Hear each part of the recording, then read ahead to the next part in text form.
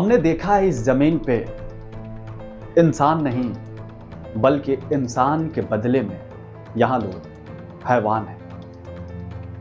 एक मजदूरी करने वाला व्यक्ति जब अपना मजदूरी करता है सिर्फ पूरे दिन भर के लिए 500 रुपये 200 रुपये 400 रुपये जब कमाता है, कमाकर अपने परिवार को खिलाता है, कैसे खिलाता है वो तो वही जानता होगा और हम जैसे लोग जानते हैं। हम डेली बाय डेली आप लोगों के पास वीडियो बनाते हैं, लेकिन अचानक से हमारी चैनल डिलीट हो जाए। हमारे इस चैनल पे इतने सारे सब्सक्राइबर हैं, अगर डिलीट हो जाए तो क्या करें। वैसे ही एक गरीब मजदूर किसान के साथ हुआ। रोज कमाता था, रोज खाता था, लेकिन अपनी पेट को काटकर 2 रुपया रखता था। आज ये मैं बैंक में जमा कर रहा हूं और इसे कभी तो निकालूंगा। जब निकालूंगा तो मैं अपना घर बनवाऊंगा, कुछ अच्छा नेक काम करूंगा। लेकिन ये वारदात आप पूरा सुनिएगा। इस वारदात को पूरा बताने से पहले मैं अपने नए दर्शकों को परिचय दे दूं। अब नमस्कार, मैं हूं आपके साथ अमित कुमार।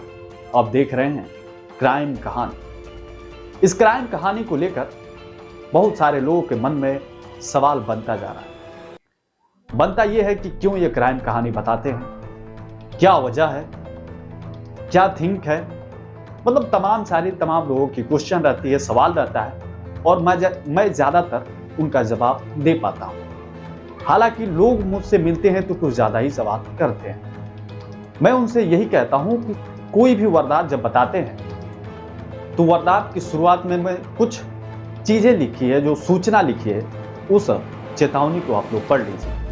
आपको पूरी तरह समझ आ जाएगी ये वीडियो क्यों बना रहे हैं, किस पे बना रहे हैं, आखिर मेरा बनाने का पर्पज क्या है, क्या नहीं है। आपसे हर वीडियो में भी बताते हैं कि कोई भी वारदात बताने का पर्पज मेरी बस यही रहती है कि सिर्फ और सिर्फ आपको सचेत करें, संकेत दें और सुरक्षित करें। मेरी बताने का पर्पज और कुछ नहीं होता है। मेरी बताने का पर्पज किसी क्राइम को बढ़ावा देना नहीं है। मेरी बताने का पर्पज बस यही है कि आप सुरक्षित रहें, सेफ रहें, चौकन्ने रहें, सचेत रहें। हमारे साथ हमारे मुहिम में आप शामिल होना चाहते हैं तो हमारा साथ देने के लिए हमारे चैनल को सब्सक्राइब करें और पेज पे देख रहे हैं तो फॉलो करें। चलिए आज की क्राइम कहानी चालू करते हैं। एक मजदूर रहता है, वो डेली बाय डेली काम करता है। कोई गांव में कुछ सामान ले जाता है बेचने जब ले जाता है तो रोज लमसम 200, 300, 400 रुपए कमाता है।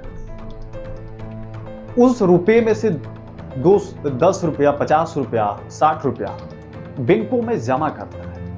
अपने हिसाब से वो जमा करता है। लेकिन एक दिन की बात होती क्या है कि उसके घर पे अचानक से जरूरत पड़ जाती है पैसों की। ऐसा लगता है कि अब पैसा रहेगा तो ही काम आगे बढ़े। वो पैसा बैंक से जाकर निकाल लाता है। निकाल कर जब लाता है तो रास्ते में शायद किसी ने देख लिया।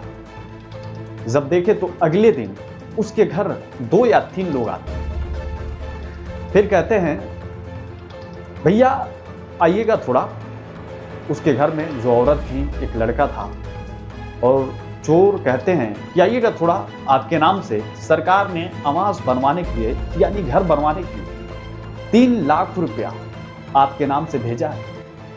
ये चेक लीजिए, मैं चेक काट कर देता हूं और इसको ले जाकर सेंट्रल बैंक में बजा लीजिए, आपको पैसा मिल जाएगा 3 लाख रुपये। वो लोग तो बहुत खुश होते हैं, बहुत अच्छा, सरकार तो बहुत अच्छी काम की हमारे लिए।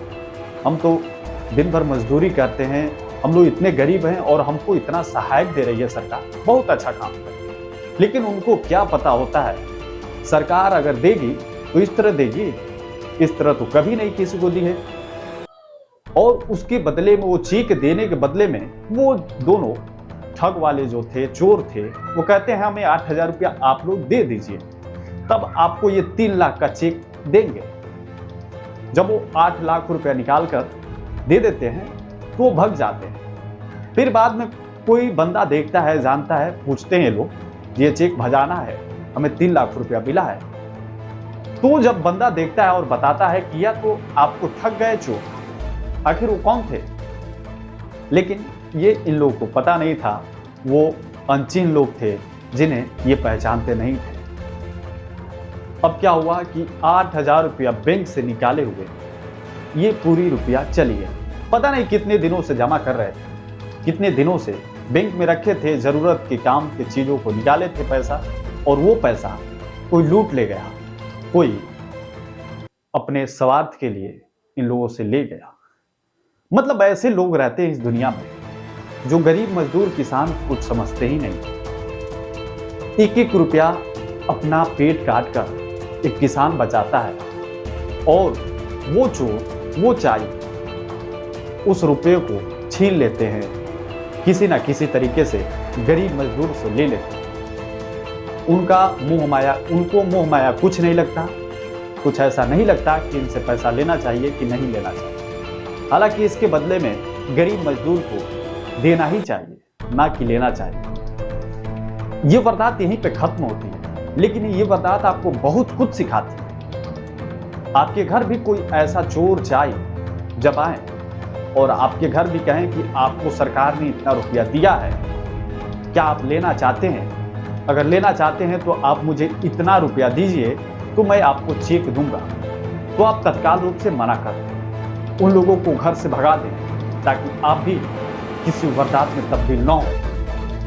जब भगा देंगे तो शायद आप वारदात में तब्दील नहीं हो पाएंगे। और ये वारदात सबके साथ शेयर कीजिए, ताकि सारे लोग अलर्ट रहें, सचेत रहें, सुरक्षित रहें, ताकि अगली घटना किसी के साथ हो ना सके। ये वारदात कैसी लगी एक बार कमेंट करके जरूर बताएं। जाते जाते हमारे चैनल पर पहली बार है तो हमारा चैनल खोलकर पूरा देखें। बहुत अच्छी अच्छी वीडियो हम क्राइम कहानी से रिलेटेड बनाते रहते हैं। और अच्छा लगा हो तो चैनल को सब्सक्राइब कर लें, बेल आइकन घंटी को दबा लें, ऐसी क्राइम कहानी मिलती रहेगी। चलिए फिर मिलेंगे किसी नए क्राइम कहानी को लेकर, तब तक के लिए देखते रहिए क्राइम कहानी। नमस्कार।